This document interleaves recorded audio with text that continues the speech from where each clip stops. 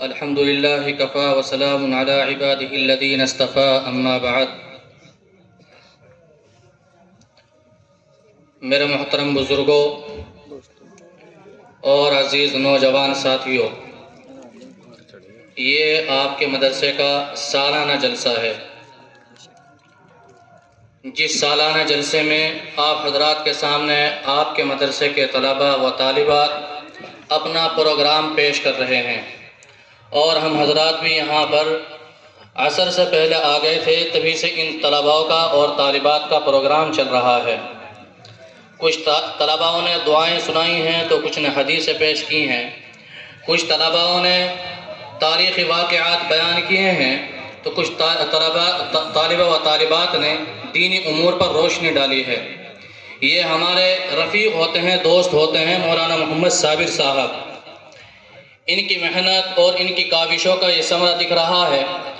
کہ انہوں نے یہاں پر آ کر بڑی یکسوئی کے ساتھ، جس انداز کے ساتھ اور جس محنت اور شفقت کے ساتھ اس مدرسے پر کام کیا ہے اور یہاں کے طلباء پر کام کیا ہے یہاں کے اساتذہ نے،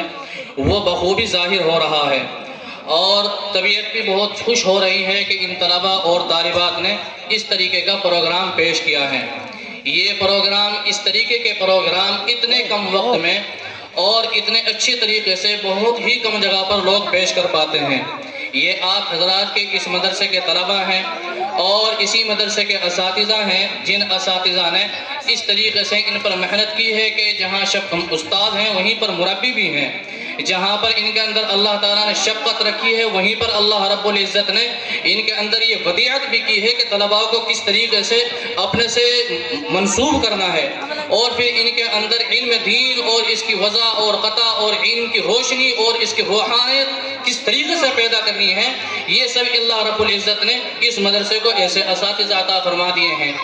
اور یہ اساتذہ ویسے ہی نہیں کہیں سے زمین آسمان سے اتر گئے، یہ نہ جانے کس طریقے سے حضرت مولانا محمد حسن صاحب مدد اللہ العالی نے ان کو نہ جانے کہاں کہاں سے تلاش کر کر آپ حضرات کے اس مدرسے میں لا کر بٹھا دیے، اور انہوں نے یہاں پر آنے کے بعد پھر اس طریقے سے محنت کی کہ آپ حضرات بھی دیکھ رہے ہیں، اور ان طلباء کا اور طالبات کا جس طریقے سے پروگرام ان کا پیش کرنا تھا اس سے کہیں زیادہ انہوں نے پیش کیا ہے۔